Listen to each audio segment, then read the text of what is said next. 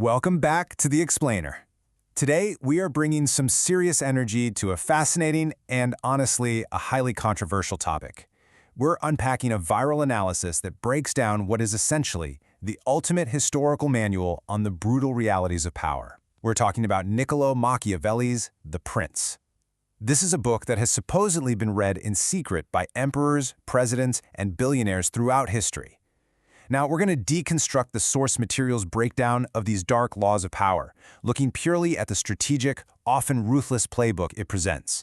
We aren't here to judge the morality of these tactics. Instead, we want to understand exactly how this viral breakdown frames the mechanics of control, dominance, and survival in a cutthroat world. Okay, let's just dive right in. The source kicks things off by totally shattering what it calls the illusion of idealism. It drops this incredibly provocative premise right out of the gate. The world is not ruled by the kind. The world is ruled by the strong. The analysis argues that those childhood stories we were all told, the ones where the good, honest, and forgiving person always wins, well, they are fundamentally flawed when applied to the harsh realities of international politics, business, or even daily relationships. According to this breakdown, clinging to pure kindness, it simply makes you a target. So, to really get a grip on how this playbook works, we are going to run through 6 core laws: the illusion of idealism, the lion and fox duality, love or fear, generosity and strategic cruelty, adaptability and advisors, and finally, taming fortune. Let's start with Rule 1, the illusion of idealism. The source argues that holding on to uncompromising childhood morals is actually a dangerous vulnerability in the real world. Think about it. The idealistic view operates on how we want people to be, right? Honest, fair, selfless. But the Machiavellian view, as presented here, insists you absolutely must treat people based on how they truly are. And how are they?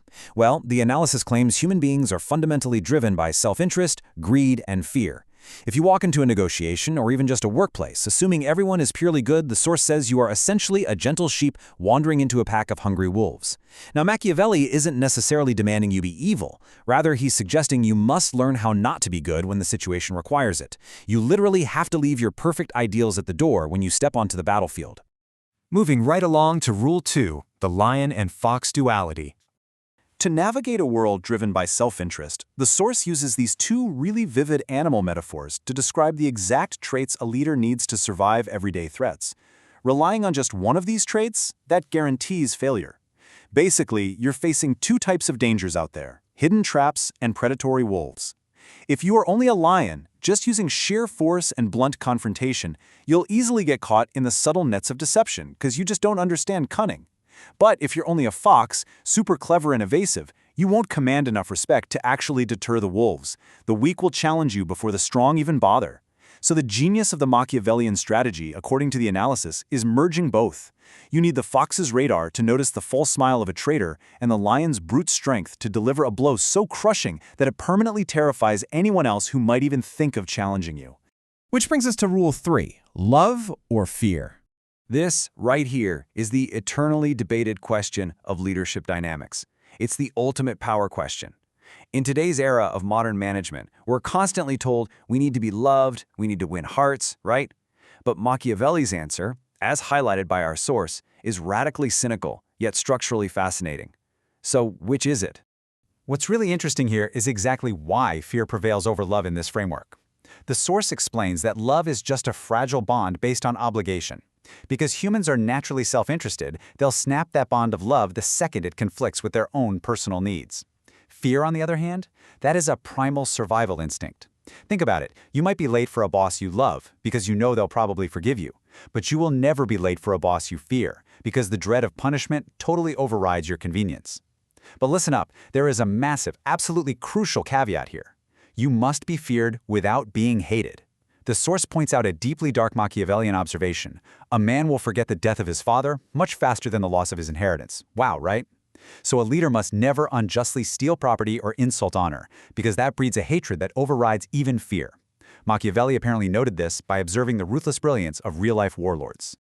Okay, let's hit Rule 4, generosity and strategic cruelty.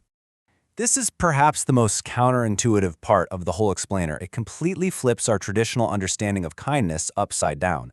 The source outlines what it calls the generosity trap. You might normally think giving freely of your time, money, or resources is what buys loyalty. Well, actually, scratch that. The analysis argues the exact opposite. If you give constantly, your generosity isn't seen as a gift anymore. It just becomes an expected right. You end up as an exploited servant, totally draining your own resources. And the moment you run dry and finally have to stop giving, that's exactly when the people you helped will turn on you with intense resentment, completely forgetting years of your kindness. The Machiavellian alternative? Strategic stinginess. If you protect your resources and give very rarely, that tiny act of generosity is perceived as an incredibly massive, valuable gift. So how does this tie into the concept of strategic cruelty? The source calls this the reverse engineering of human memory. If a leader has to inflict harm, say firing a toxic employee or ending a bad partnership, step one is to do it all at once, with one crushing, decisive blow. Boom. Done. Do not drag it out, and whatever you do, do not leave a wounded enemy who has time to plot revenge. Get all the cruelty out of the way on day one. Then comes step two. You distribute rewards, smiles, and kindness incredibly slowly over a long period. People's memories will eventually fade regarding the sudden shock of the cruelty, but they will constantly experience and remember the ongoing, slow drip of your rewards. Next up, Rule 5. Adaptability and advisors.